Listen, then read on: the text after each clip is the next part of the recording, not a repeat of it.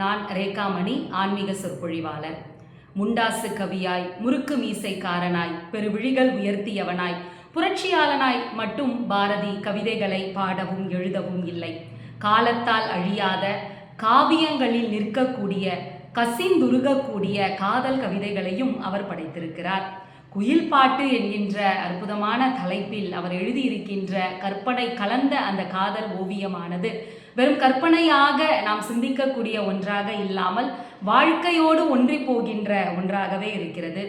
தமிழர்கள் கணவனும் மனைவியுமாக இணைந்து வாழக்கூடிய அந்த குடும்ப அமைப்பை அறம் சார்ந்த ஒன்றாக கருதினர். அதனால்தான் இல்லறம் என்று அதனை அழைத்தனர். இல்லறம் நல்லறமாக அமைவதற்கு கணவனும் மனைவியும் அன்புடையவர்களாக, விட்டு கொடுக்கின்ற மனப்பக்குவம் நிறைந்தவர்களாக வாழ்ந்தனர். ஒரு கணவன் தன் மனைவியிடம் எதிர்பார்க்கக்கூடிய அன்பு, இரக்கம் இவையெல்லாம் தனக்கும் இருப்பவனாக அவன் இருக்கின்ற பொழுது அவர்கள் வாழ்க்கையானது மென்மேலும் உயர்வடையக்கூடிய ஒன்றாகவே இருக்கிறது. காதல் ஒருவனை கைப்பிடித்து அவன் காரியம் யாவினும் கை கொடுத்து மாதர் அறங்கள் பழமையை காட்டிலும் மாட்சி பெற செய்து வாழ்வோமடி என குறிப்பிட்டிருக்கிறார் மகாகவி பாரதி.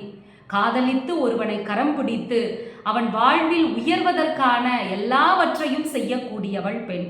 பாரதியினுடைய இந்த வரிகளை தாங்கிய வண்ணம் காதலித்து கரம் பிடித்த நானும் என்னுடைய கணவரும் ஒருவரின் உயர்வில் மற்றொருவர் மகிழ்ச்சி கொள்பவர்களாகவும் உந்து சக்தியாகவும் இருந்து வருகிறோம். வாழ்க்கையினுடைய எல்லையே, உலகத்தினுடைய சக்தியே காதலில்தான் இருக்கிறது. மனைவியை காதலித்தால் கடவுள் நிலையை அடைய இயலும். காதல் செய்யும் மனைவியே சக்தி கண்டீர், கடவுள் நிலை அவளாலே எய்த வேண்டும் என குறிப்பிட்டிருக்கிறார் மகாகவி பாரதி. பல கோணங்களில் மகாகவி பாரதியை படித்த நானும் பாரதியும் என்கின்ற இந்த தலைப்பின் கீழ் காதல் கவிஞராக பாரதியை நான் ரசிக்கிறேன். காதல் காதல் காதல், காதல் போயின் சாதல் சாதல் சாதல். ஒவ்வொருவருடைய வாழ்க்கையிலும் பாரதியினுடைய வரிகள் ஏதாவது ஒரு தாக்கத்தை ஏற்படுத்தி இருக்கும் தானே.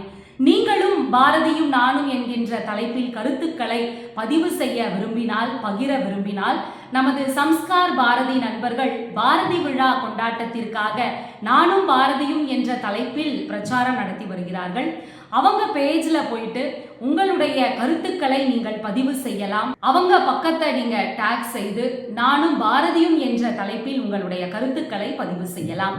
வந்தே மாதரம். நன்றி, வணக்கம்.